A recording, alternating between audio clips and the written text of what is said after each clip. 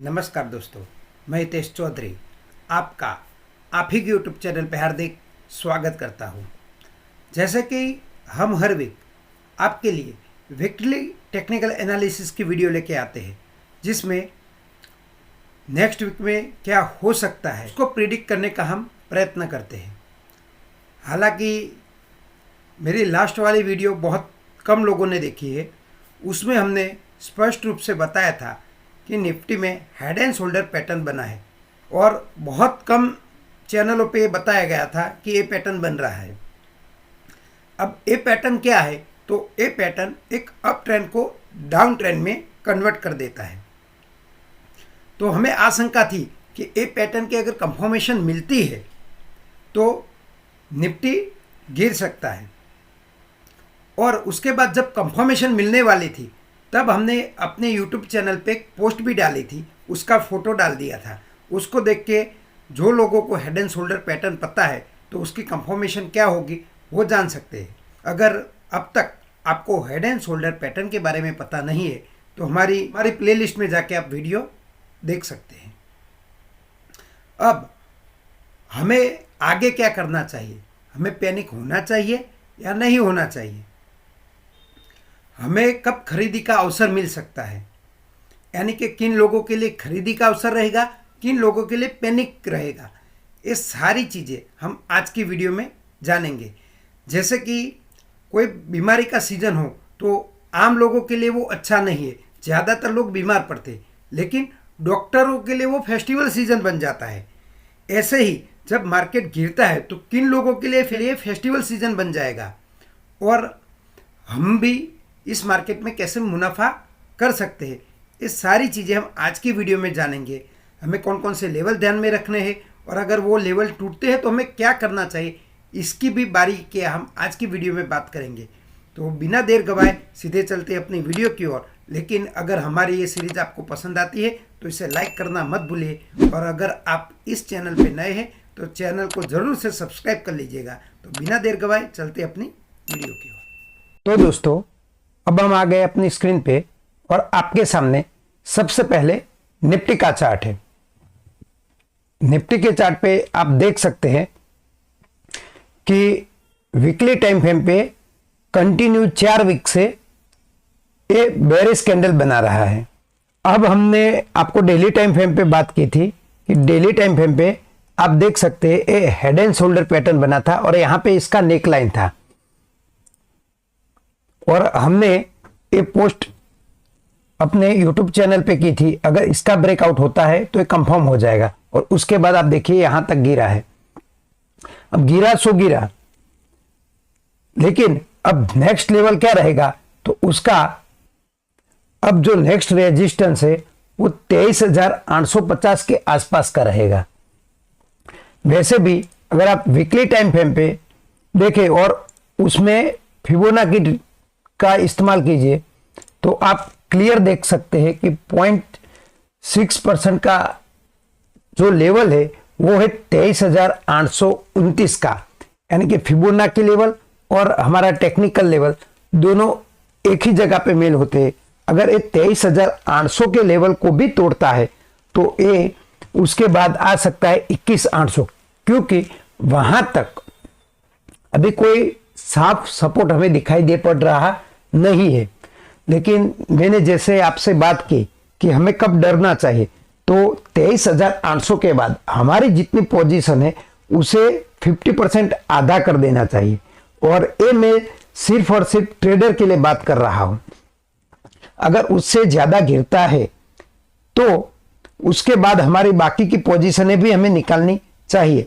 लेकिन अब अगर यहां से आप देखिए तो यहां से 21,700 का जो लेवल है वो 15 से 17% गिरेगा, यानी कि 15% की गिरावट पे हमें बाइंग अपॉर्चुनिटी मिलेगी। लेकिन किन के लिए, जो एक इन्वेस्टर है उनके लिए, तो वो 10% पे थोड़ी क्वांटिटी ऐड कर सकते हैं, उसके बाद 15% पे अपनी क्वांटिटी ऐड करके अपनी वेल्थ बना सकते हैं। लेकिन जो ट्रेडर है उन्हें सही लेवल पे बाइंग करनी चाहिए। तो सही लेवल क्या रहेगा, तो 23,800 से वापिस मुड़ता है तो अन्यथा दूसरा लेवल 22,000 के आसपास का रहेगा। 22,000 के आसपास आपको कोई कैंडलस्टिक पैटर्न मिलता है तो वहां पे अपनी बाइंग अपॉर्चुनिटी आप ढूंढ सकते हैं। हालांकि मेरी बात ध्यान से सुन लीजिएगा, शायद आपको कड़वी लगे, लेकिन हकीकत यह है अभी बाजार में बहुत पैनिक आपको देखने को नहीं मिलेगा, लेकिन कुछ दिनों बाद या कुछ हफ्तों बाद ऐसी परिस्थिति आपके सामने आएगी जब हर जगह पे आपको नेगेटिव न्यूज देखने को मिलेगी। TV channel, newspaper, Instagram, Telegram, YouTube channel, सारी जगह पे आपको सिर्फ और सिर्फ नेगेटिविटी देखने को मिलेगी। तब आप चौकन्ना हो जाइएगा कि अब बाइंग का अवसर बन रहा है और आपकी निगाह है सिर्फ और सिर्फ चार्ट पे गड़ा के रखिएगा। आजू बाजू की बातें मत सोचिएगा, क्योंकि बड़े लोगों को जब बाइंग करनी होती है ना तो ऐसी नेगेटिविटी फैलाई दी जाती है कि आप बाइंग करने की सोच भी नहीं सकते, और ऐसी परिस्थितियों में ये लोग बाइंग करते हैं। तो अगर हमें उनके साथ बैठना है तो सिर्फ और सिर्फ अपने चार्ट पे विश्वास करना है। कुछ दिन पहले इतनी आपको नेगेटिविटी नहीं देखने को मिल रही थी, लेकिन हमारा कैंडलस्टिक पैटर्न हमको बताता था कि यहाँ पे हेड एंड शोल्डर बन रहा है तो हमें सावध रहना है, और ये मैंने पिछली वीडियो में आपको बताया था। तो बाजार में आपको क्या सुनने को मिल रहा है, न्यूज क्या बता रही है, इसकी जगह पे आप सिर्फ और सिर्फ चार्ट को देखिए, क्योंकि जो चार्ट है वो मार्केट का सब कुछ डिस्काउंट कर देता है। यानी मार्केट में जो होने वाला है वो चीजें हमें सबसे पहले चार्ट पे देखने को मिलती है। कुछ लोग ऐसा भी कहते हैं कि बम गिरने से पहले चार्ट पे गिरेगा, यानी कहीं युद्ध होने वाला है और कहीं नेगेटिविटी आने वाली हो तो सबसे पहले में चार्ट पे पता चल जाएगी। आप देखिए चार्ट ने कितने आपको संकेत दिए हैं। चार्ट पे एक पहला कैंडलस्टिक पैटर्न बना था जिसे हम इवनिंग स्टार कहते हैं। इसका कंफर्मेशन मिला, लेकिन गैप डाउन के बाद मिला था। लेकिन हमें यहां पर तो समझ जाना था कि चार्ट हमें नेगेटिव बता रहा है, चलो वहां पे हम नहीं सुधरे। दूसरा, हमें एक ट्रेंड लाइन का ब्रेकआउट मिल रहा था। ये ट्रेंड लाइन थी जो वीकली में भी आपको दिखाई देगी स्पष्ट रूप से, तो इसका ब्रेकडाउन हमें मिला था। तो हमें यहां पर भी समझ जाना चाहिए था कि हमें यहां पे निकलना है। चलो हम यहां पर भी नहीं निकले, फिर head and shoulder chart pattern बना और इसका कंफर्मेशन यहां मिला, तो यहां पर निकल। अब यहां पर भी आप नहीं निकल रहे तो अब कब निकलोगे? चार्ट ने आपको 3 बार संकेत दे दिया। अब चार्ट क्या खुद आपके घर पे आके आपके अकाउंट पे ट्रिगर करेगा कि भाई निकलो? हमें खुद से निकलना है। इससे अलावा चार्ट आपको और क्या बताएगा? अब कब खरीदना है वो भी हमें चार्ट ही बताएगा। तो हमें पहले से कोई अनुमान नहीं लगाना है कि हमें अब खरीदना है। चार्ट पे बिलीव करना है और चार्ट जो कहता है उसकी सुनना है। लेकिन चार्ट की लैंग्वेज सुनने और समझने के लिए हमें टेक्निकल एनालिसिस आना चाहिए। चलो बातें लंबी हो जाएगी, उसकी जगह पे हम नेक्स्ट चार्ट देखते हैं अपना बैंक निफ्टी का। और बैंक निफ्टी के चार्ट पे भी जैसे मैंने यहाँ बताया था कि यहाँ पर भी इवनिंग स्टार पैटर्न बना था और अभी एक रेंज में ये चल रहा है। इस पर भी मैंने बताया था कि हेड एंड शोल्डर पैटर्न बनना शुरू हो गया है। तो इस वीक आप देखिए, अगर इसे आप लाइन चार्ट में कन्वर्ट करेंगे तो यहाँ क्लियर कट आपको हेड एंड शोल्डर पैटर्न देखने को मिला है। ये लेफ्ट शोल्डर, ये राइट शोल्डर और ये हो गया हेड। अब इसकी नेक लाइन यहाँ पे ब्रेकआउट होती है तो इसका भी कंफर्मेशन आ जाएगा। अब ये हो सकता है कि हमारे इंडियन मार्केट में वैल्यूएशन बहुत महंगे हो गए हैं, तो वैल्यूएशन एडजस्ट के लिए डाउन आ सकते हैं, लेकिन अभी इतनी कोई खास नेगेटिविटी नहीं है।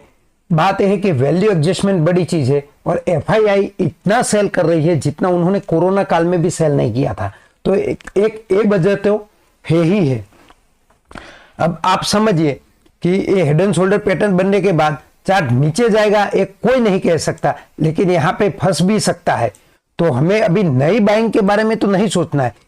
इसके लिए मैंने पिछले वीक आपको चार्ट फॉर अ वीक जो मैं सीरीज बनाता हूं उसकी वीडियो नहीं डाली थी, क्योंकि ऐसी नेगेटिविटी में बाइंग करना बेवकूफी है। आपको चार्ट कितना भी अच्छा दिखे, लेकिन ओवरऑल जो सेंटीमेंट है मार्केट के वो भी हमें देखना है। तो ओवरऑल सेंटीमेंट अभी नेगेटिव है इंडियन मार्केट में, तो अभी बाइंग न करे तो वो अच्छा है।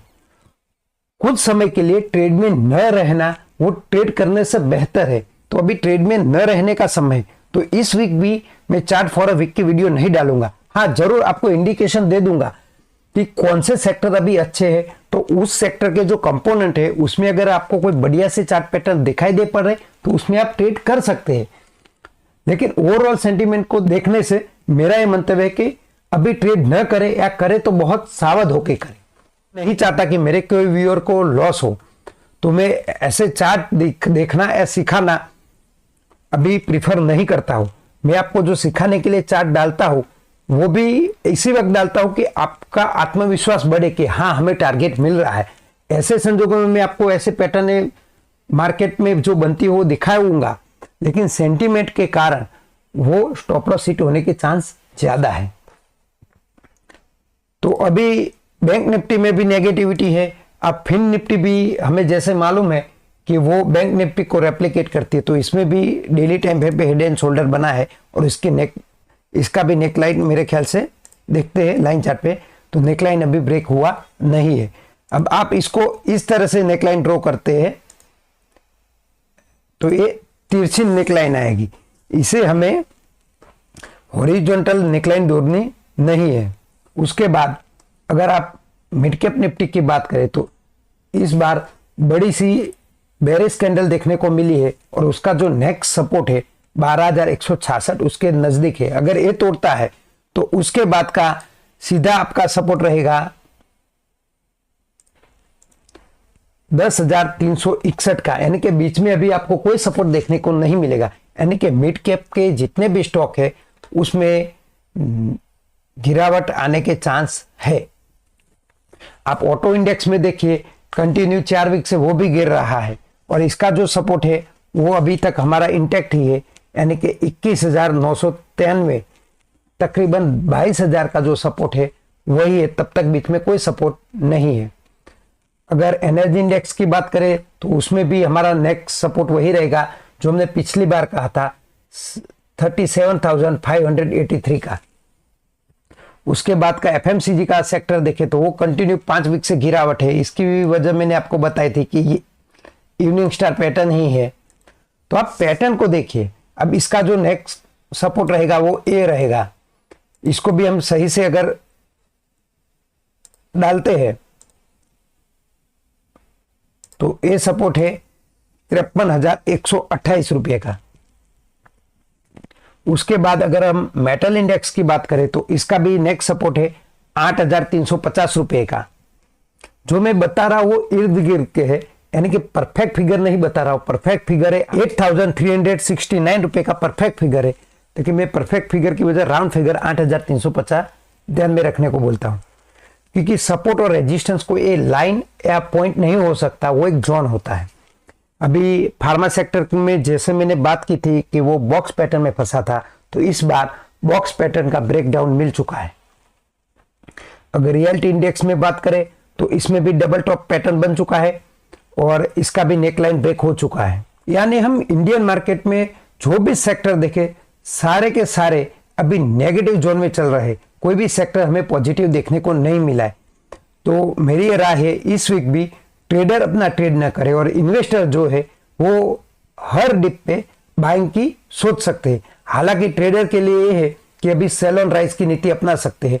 ट्रेडर को तो सिर्फ बाय करना है जरूरी नहीं है, लेकिन हमारा जो चार्ट फॉर अ वीक है वो वीकली टाइम फ्रेम पे हम बनाते हैं, तो उसमें हम बाइंग ही कर सकते हैं। अगर सेलिंग करनी है तो फ्यूचर में करते हैं, लेकिन जो डेली या इंट्राडे में काम करते हैं तो वो सेल ऑन राइज की नीति अपना सकते हैं, तो उसमें उनको बढ़िया सा मुनाफा हो सकता है। क्योंकि मार्केट अब जब जाता है तब वो धीरे धीरे जाएगा, लेकिन जब डाउन आने पे आ जाएगा तब एकदम से डाउन आएगा, तो उसमें हमें बड़ा मुनाफा हो सकता है। अब ये हो गए हमारे मेजर इंडाइसिस और कुछ सेक्टोरियल इंडाइसिस। इसके अलावा ग्लोबल मार्केट के क्या हालात है, ग्लोबल मार्केट से हमें क्या संकेत मिल रहे हैं, वो देखने के लिए हम ग्लोबल मार्केट के भी कुछ इंडेक्स देख लेते हैं। तो ग्लोबल मार्केट में हम पहला नास्डेक का चार्ट देखेंगे। तो नास्डेक के चार्ट में इस वीक में बड़ी गिरावट देखने को मिली है और ये बड़ी मारो बुजू कैंडल तो नहीं कह सकते, लेकिन मारो बुजू टाइप की पूरी कैंडल है, यानी कि उसकी बॉडी पूरी की पूरी भरी हुई है। अगर हम डेली टाइम फ्रेम पे इसे कन्वर्ट कर देते हैं तो हमें यहां पर भी कुछ ऐसे इंडिकेशन देखने को मिले थे। जो हमें बताते थे कि यहाँ से मार्केट गिर सकता है। तो ये क्या इंडिकेशन थे, इसे आप कमेंट बॉक्स में लिख लीजिए। हर बार की तरह इस बार भी आपका होमवर्क रहेगा कि इस पैटर्न और इस इंडिकेशन को आप पहचान के हमें कमेंट बॉक्स में लिखें। इसका आंसर हम अगली बार आपको जरूर देंगे। अगर कमेंट नहीं आएंगे तो ये आंसर हम आपको नहीं देंगे। तो नास्डेक के बाद, सॉरी बोलने में गलती हो गई, ये डाउ जोन्स का चार्ट था। अब हम नास्डेक का चार्ट देखते हैं। तो नास्डेक के चार्ट में भी डबल टॉप पैटर्न बना है और इसका जो रेजिस्टेंस है वहीं पे ये रिस्पेक्ट दे रहा है। अगर ये रेजिस्टेंस तोड़ता है तो ही ऊपर जाएगा, नहीं तो यहाँ से नीचे आने के चांस इसमें भी बने हैं। इसके अलावा हम हर बार जैसे यूएस गवर्नमेंट बॉन्ड की बात कर रहे हैं, तो पिछले 5 वीक से गवर्नमेंट बॉन्ड जो है वो कंटिन्यू अप जा रहा है, जो मार्केट के लिए कहीं से भी अच्छी बात नहीं है। गवर्नमेंट बॉन्ड के अलावा अगर हम यूएस डॉलर की इंडेक्स की बात करें तो डॉलर इंडेक्स भी बढ़ रहा है, लेकिन अभी तक वो सीमित दायरे में है। तो डॉलर इंडेक्स में हमें चिंता करने का कोई विषय नहीं है। लेकिन अगर हम यूएस डॉलर को रुपीज टर्म में देखना चाहे तो जैसे पहले अब जा रहा था, लेकिन यहाँ पे आके ये साइलेंट हो गया है, ये इनडिसेसिव कैंडल बना रहा है। इसके अलावा हम गोल्ड का चार्ट देखें तो गोल्ड में बढ़ोतरी चालू है। इस वीक भी 1% की बढ़ोतरी हुई है और ये भी हमारे इंडियन मार्केट के लिए कहीं से भी अच्छा संकेत नहीं है। तो हर जगह से अभी नेगेटिविटी दिखने को मिल रही है हमें चार्ट पे। तो अभी कम से कम बाइंग की परिस्थिति हमें नहीं लानी है, सेल ऑन राइज पे चलना है। अब नेक्स्ट वीक मार्केट में क्या होगा वो तो आने वाला चार्ट ही हमें बताएगा, लेकिन अभी जो दिख रहा है हमें उस पे संकेत चलने की जरूरत है। तो फिर से मिलते हैं नेक्स्ट वीक, तब तक के लिए जय हिंद, जय भारत।